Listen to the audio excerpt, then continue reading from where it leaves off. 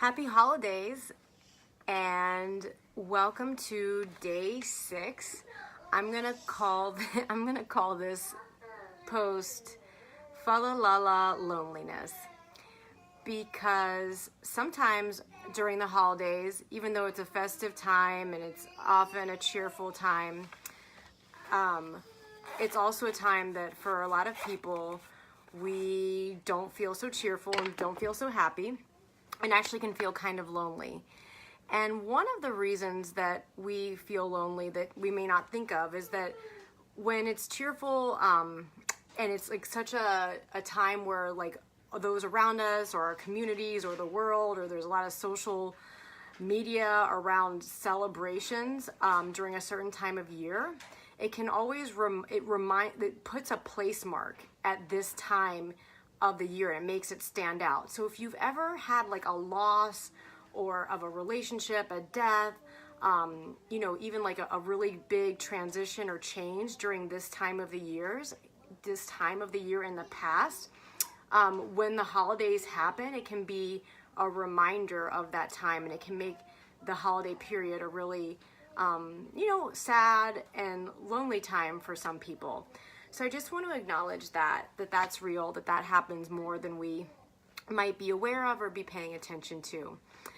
But I really wanted to talk about loneliness today because I think that people often don't know how to get support around it, don't know how to talk about it, and really we can really isolate ourselves when we feel this way. Or we do things to try to help our loneliness that actually make us feel more lonely.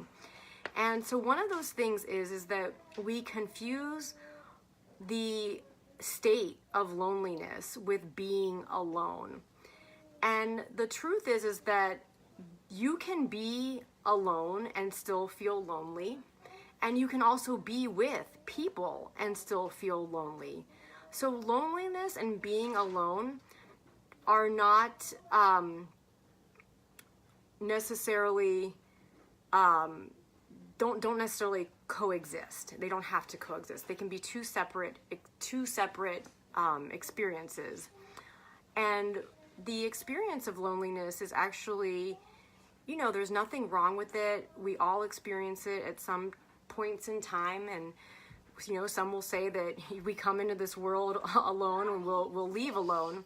So even though our life might have periods of time where we're in relationship and we're connected to people, our life is inevitably going to have times of loneliness.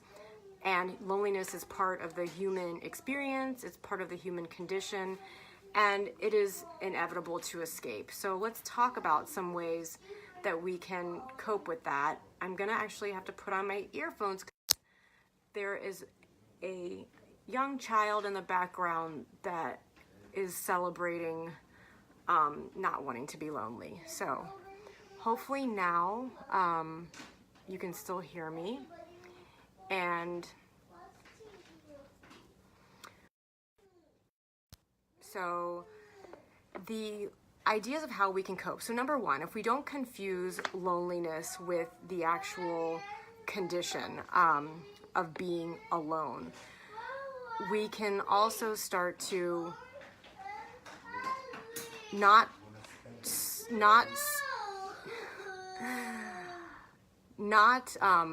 what's that word, cram our life with people. And what I use this word like hoard. Like you don't start hoarding your relationships or hoarding friends or hoarding being around people or making constant social plans to try to avoid loneliness, because that idea that kind of makes us feel more lonely is that we start just surrounding ourselves and busying ourselves with people and with plans in an attempt to avoid loneliness by avoid being alone.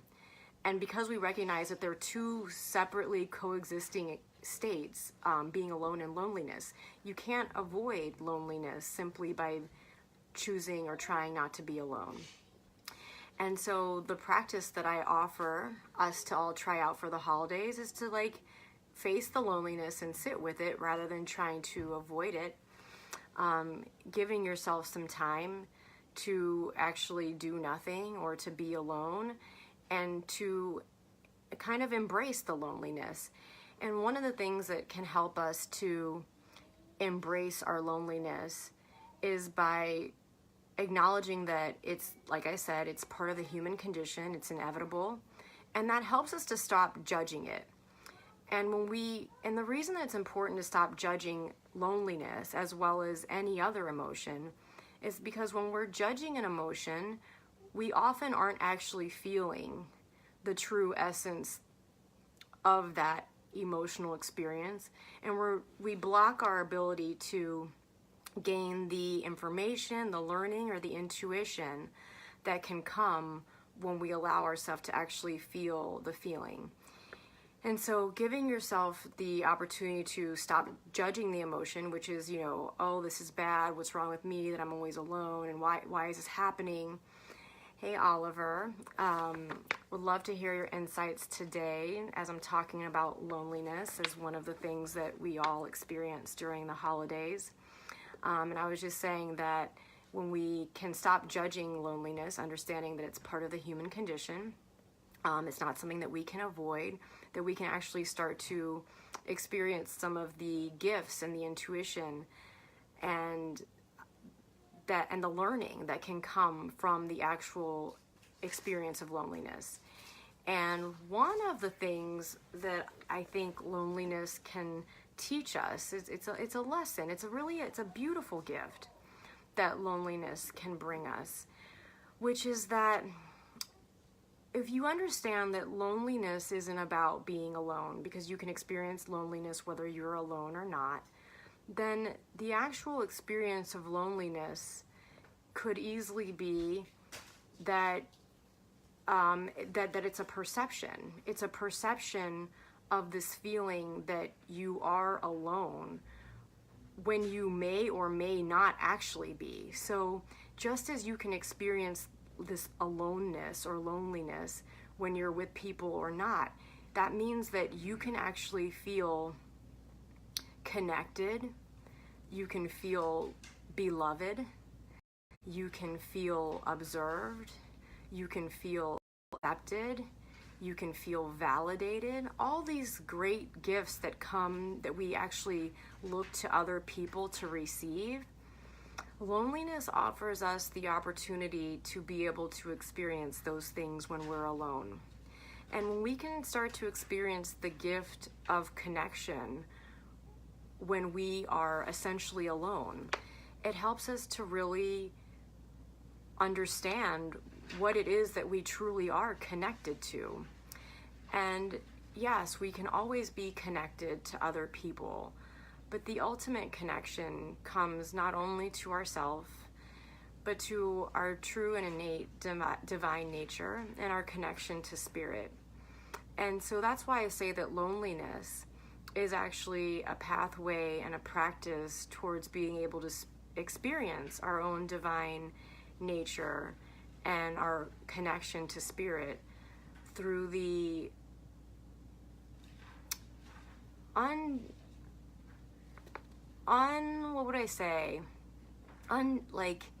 the irrefutable experience that something else is here. So it's not just you in your own mind, in your own thoughts, that there can sometimes be this observing state that you can observe and see your own suffering. And that is compassion, which in many ways is the balance to loneliness, because compassion is one of the highest vibration of emotions that we can experience. Loneliness is one of the lowest, also one of the most difficult. So when you can allow yourself to see and to be with your own loneliness without judging it, without trying to make it go away, without distracting yourself from it, you can actually start to nurture that loneliness, start to understand it, and it can start to dissolve. And no loneliness, I think when we actually experience it, is going to just stay as that. If you allow yourself to feel it, you will likely start to experience something else. And so the practice that I would love to share with you is one that I've done in my classes with women who are working on bringing more intimacy in their lives. And the practice is one that when we do it, it's in Catherine Woodward Thomas's book, Calling in the One. It's the practice that most people skip, but I think it's one of the most enriching practices that we can have, which is that if you just give yourself a period of time, you know, and the holidays are great because there's going to be a time where, whether it's forced family time or whether there's like some holiday cheer that you don't want to participate in, you're going to have the opportunity, or whether, you know, like it's not having to work or having holiday, you're going to have, or hopefully you'll get a chance to have a period of time where you don't have to do anything.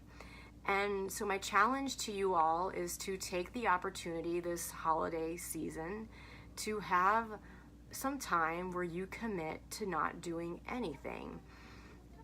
Don't read, don't, you know, look at your phone, don't listen to music, don't clean, don't work, don't exercise, don't meditate.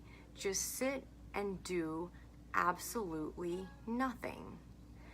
And in this nothingness, you get to experience space. And space is one of the things that people often misunderstand, that nothing is here. But the truth is that space is the thing, is the holding, is the container that contains all of life's existence. So just as much as you can experience in one moment that you are alone and that nothing else and no one else is here, that same moment you can experience a vastness and a greatness and an abundance of all that is here. So I would love to hear if anyone does this practice of just sitting and doing nothing. And you can even take it with you, take it on the road, you know, walk around your neighborhood, like, you know, in silence, eat in silence, like, don't listen to your music, don't listen to your iPhone, don't distract yourself. Just take some time to be with yourself in solitude and observe the space. So this is my tip for the holidays, fa la la la la, loneliness. Please tell me how this practice goes for you. Tell me what you're most loving or loathing about this holidays, and I would love to hear from you. And I will look forward to connecting with you all next time. Until then, happy holidays.